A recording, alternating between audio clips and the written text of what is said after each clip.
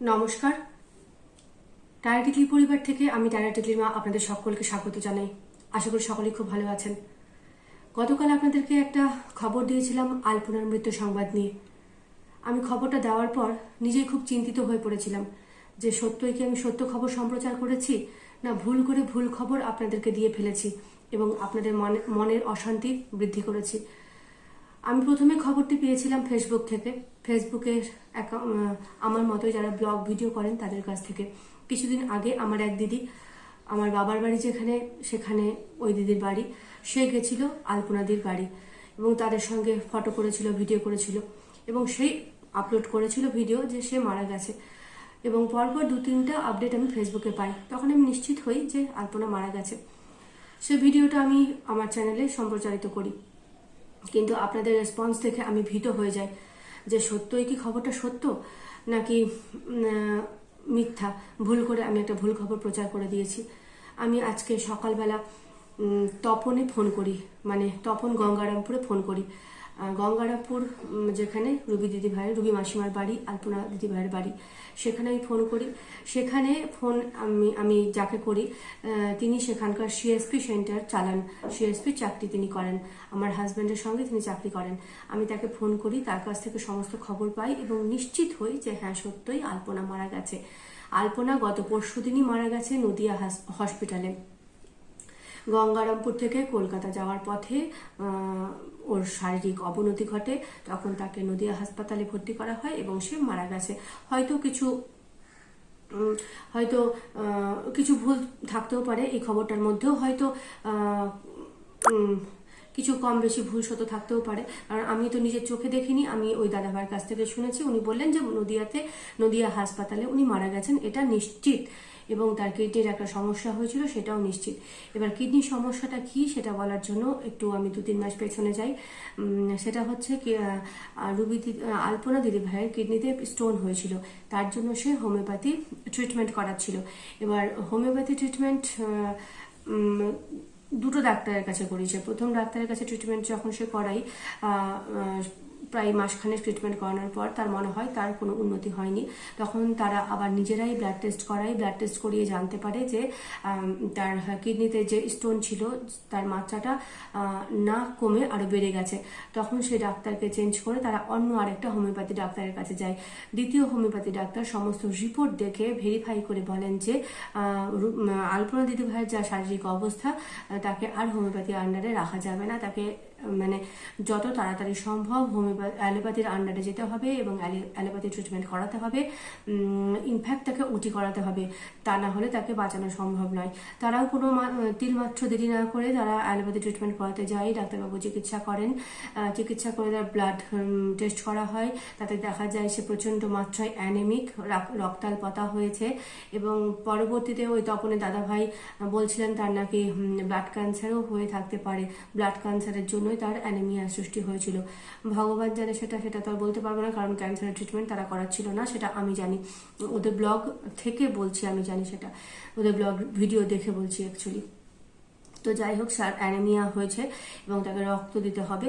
তার জন্য আগে ব্লাড টেস্ট করে তাকে রক্ত জমা দিতে হবে, কারণ আমরা তো এটা জানি যে রক্ত জমা দিব তবেই আমরা রক্ত পাবো।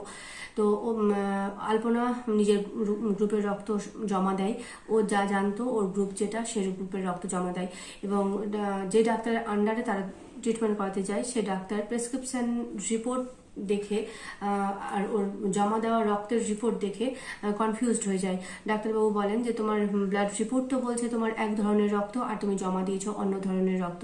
তখন তারা আবার ব্লাড টেস্ট নাকি করায়, তাতেও নাকি একই দেখা দেয়। তখন ডাক্তারবাবু বলেন যে ঠিক আছে, তুমি এখন আপাতত বাড়ি যাও, তোমাকে এখন আপাতত রক্ত দেওয়া যাবে না, কারণ ওর শরীরে আছে এক ধরনের রক্ত আর ও বলছে যে না আমার রক্তের ধরন অন্য, আমার রক্ত এ পজিটিভ আর আমাকে ডাক্তারবাবু বলছেন যে তোমার রিপোর্ট বলছে তোমার রক্ত বি পজিটিভ। আমি রক্তের গ্রুপটা কনফার্ম না, আমি উদাহরণ হিসেবে বলছি যে আলপনা বলছে না আমার রক্ত এ পজিটিভ আর ডাক্তারবাবু বলছে রিপোর্ট বলছে তোমার রক্ত বি পজিটিভ। এই এ পজিটিভ না বি পজিটিভ এই কনফিউশনের জন্য আলপনাকে সেই মুহূর্তে রক্ত দেওয়া হয় না। আলপনাকে বাড়ি পাঠিয়ে দেওয়া হয়, বলা হয় তুমি কিছুদিন রেস্ট করো, বিশ্রামে থাকো, বেশি মানে কাজকর্ম করো না, রেস্টেই থাকো, তারপরে আবার এসো, আবার ব্লাড টেস্ট হবে। তো এই হচ্ছে ব্যাপার। মাঝখানে একটা ঘটনা ঘটেছিল, এই কালকে ঘটনাটা যখন আমি বাড়িতে আলোচনা করি তখন আমার শ্বশুর মশাই, যিনিও প্রফেশনালি ডাক্তার, সিওমএইচ হয়ে রিটায়ার করেছেন বালুরঘাট থেকে, তো উনি বললেন যে এই নিয়ে 1 মাস আগে পেপারে একটা লেখালেখি হয়েছিল যে একই নামের দুটো পেশেন্ট ব্লাড টেস্ট করাতে হয়েছিল এবং এর রক্তের গ্রুপ তার কাছে চলে যায়, তার রক্তের গ্রুপ এর কাছে চলে যায়। এ নিয়ে একটা জটিলতার সৃষ্টি হয়েছিল। এটা নিয়ে বেশ লেখালেখিও নাকি হয়েছিল, বর্তমান পেপারে লেখালেখি হয়েছিল। আমার বাড়িতে যেহেতু বর্তমান নাই তাই আমি তার ভিত্তিতেই বললাম। তো লেখালেখি হয়েছিল এবং সেই দুটো পেশেন্টকেই কলকাতাতে পাঠিয়ে দেওয়া হয়েছিল, রেফার করে দেওয়া হয়েছিল। তো এখন সেটা আলপনাই কিনা, তখন যদি বুঝতাম যে হয়তো সেটা আলপনাই, তাহলে হয়তো রিপোর্টটাকে রাখতাম, পেপারের রিপোর্টটাকে, পেপারের খবরটাকে আমি তুলে রাখতাম।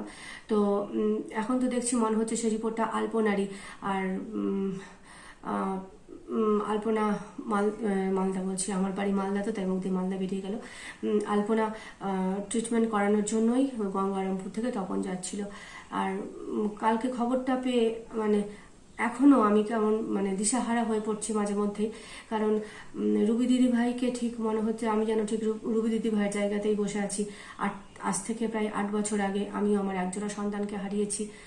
একজোড়া সন্তান হারানোর পর টায়ারটেক থেকে পেয়েছি। তাই সন্তান হারানোর যন্ত্রণাটা কি তা আমি খুব ভালো মতো বুঝি, ভালো মতো উপলব্ধি করতে পারি বা অনুভব করতে পারি।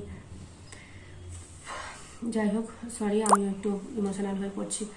তো যাই হোক, তো এই নিয়ে আমার বাড়ির লোকজনেরও খুব মনটা খারাপ, কারণ আমরা সকলে এই সিচুয়েশনটা একবার ফেস করেছি। তারপরে রুবি দিদি ভাইয়ের যখন আগে পিছে আর কেউ নেই, ওই একটাই মাত্র সহায় সম্বল ছিল। সম্বল হারিয়ে যাওয়া, সন্তান হারিয়ে যাওয়া, যার হারিয়েছে সেই বোঝে। তো যাই হোক, এই নিয়ে বাড়িতে আলোচনা হচ্ছিল যে পেপারে খুব লেখালেখি হয়েছে।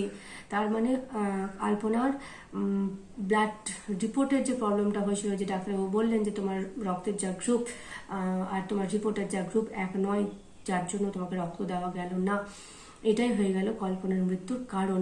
Blood report exchange.